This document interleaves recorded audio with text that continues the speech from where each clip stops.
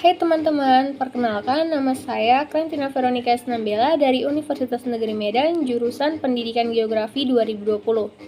Nah, kali ini saya akan membahas mengenai penginderaan jauh. Penginderaan jauh atau indraja merupakan suatu ilmu, seni, dan juga teknologi untuk mendapatkan suatu informasi mengenai objek, gejala, atau fenomena yang terjadi di permukaan bumi, yang dilakukan menggunakan suatu alat tanpa kontak langsung dengan objek yang dikaji atau dilakukan dalam jarak jauh. Objek, gejala, dan fenomena yang dikaji tersebut direkam menggunakan wahana berupa satelit, pesawat udara, dan juga balon udara. Penginderaan jauh ini juga telah banyak dimanfaatkan untuk berbagai bidang, diantaranya bidang kelautan, pertanian, ilmu bumi, dan lain sebagainya. Selanjutnya adalah manfaat dari penginderaan jauh atau indraja. Penginderaan jauh atau indraja ini memiliki beberapa manfaat, diantaranya yang pertama untuk pemetaan geologi dan geomorfologi, yaitu misalnya untuk eksplorasi mineral dan juga energi. Yang kedua untuk melakukan studi perubahan pantai, erosi, dan sedimentasi. Yang ketiga sebagai sumber informasi geografi. Yang keempat, untuk pemetaan terjadinya suatu fenomena di permukaan bumi seperti kebakaran, banjir, degradasi lahan, perubahan lahan, dan juga lain sebagainya.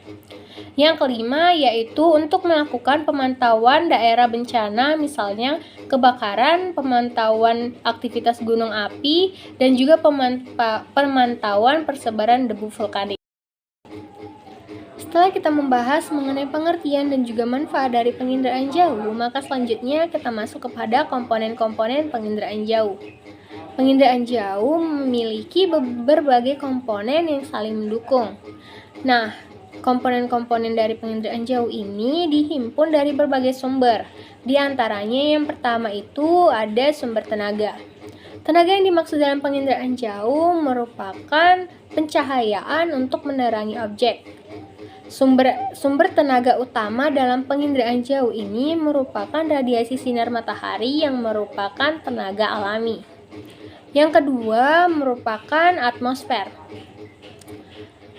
Bagian spektrum elektromagnetik yang mampu melalui atmosfer yang dapat menembus permukaan bumi disebut dengan jendela atmosfer.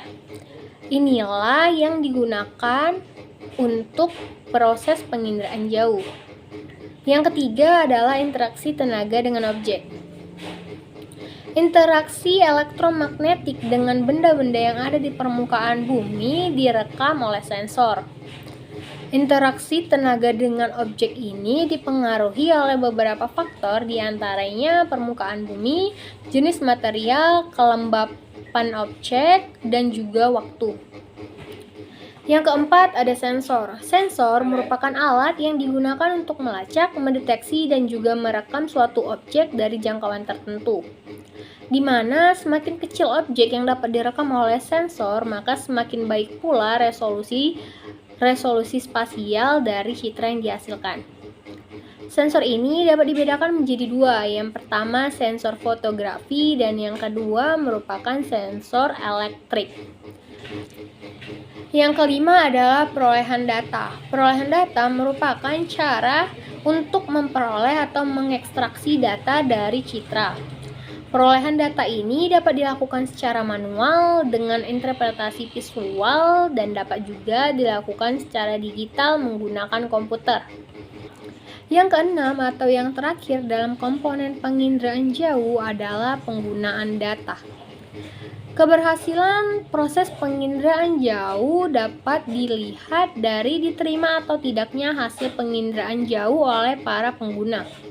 Para pengguna ini bisa perorangan, kelompok, badan, ataupun pemerintah.